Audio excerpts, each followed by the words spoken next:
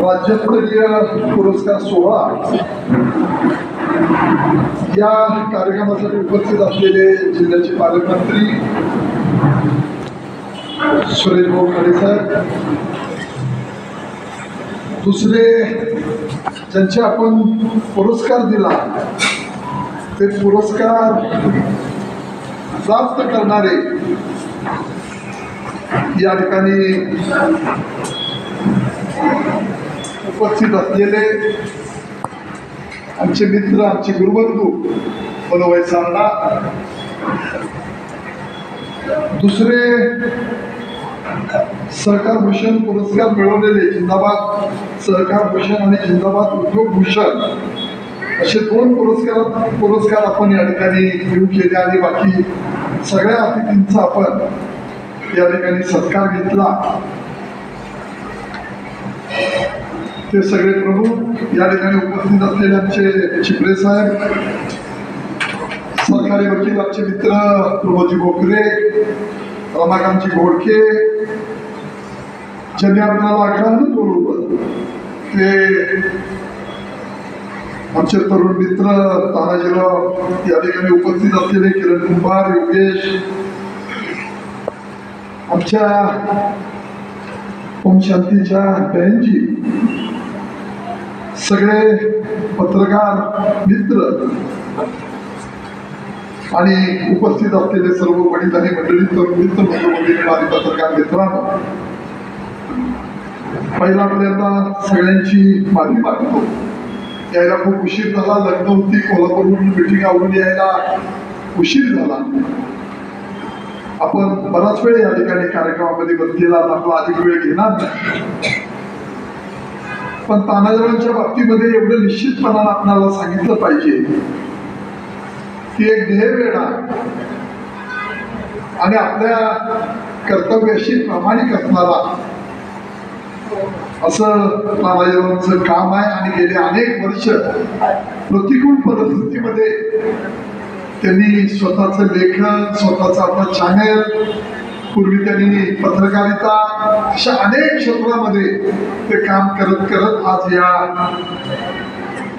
ठिकाणी पोचलेले आहे. मी मनापासून आपल्या सगळ्यांच्या वतीनं त्यांना निश्चितपणानं शुभेच्छा देतो आणि त्यांच्या हातून या चॅनलच्या माध्यमातून या जिल्ह्याची, शहराची सेवा करण्याची संधी जी मिळते ती अधिक तत्परतेने त्यांच्या हातनं घडव अशी परमेश्वराच्या चरणी प्रार्थना करतो.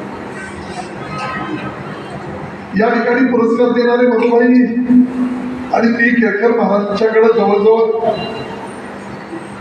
84 सालापासून महाराजांच्याकडे जाणारे आम्ही गुरुबंधू आहोत. माझ्या आधीपासून मनोभाई सारडा या ठिकाणी महाराजांच्याकडे जात आहे. आणि उद्योगातली प्रगती ही खरंच वाखाणण्यासारखी आहे. काहीतरी चांगल्या माणसाचं शिकलं पाहिजे आणि शिकणं हा आपला स्वभाव असला पाहिजे. या भूमिका सगळ्यांनी आपण घेतल्या पाहिजे. उद्योगाच्या माध्यमातून त्यांनी अतिशय चांगलं यश संपादन केलं. मुलं त्या उद्योगामध्ये आणखी प्रगती करतायत, कळस करण्याचं काम ते करतायत. ते आध्यात्मिक क्षेत्रात आहेत, सामाजिक क्षेत्रात आहेत. दुसरे आमचे मित्र ब्रह्मराजे रावसाहेब पाटील आहेत, पतसंस्थेच्या माध्यमातून अतिशय चांगला कारभार, कर्मवीर भाऊराव अण्णांच्या नावाने ती संस्था पूर्वी काढली आणि अत्यंत चांगल्या पद्धतीनं त्यांनी ती संस्था नावारूपाला आणण्याचं काम, अण्णांच्या नावाला साजेल असं काम रावसाहेब पाटलांच्या हातनं घडतंय. असं म्हणतात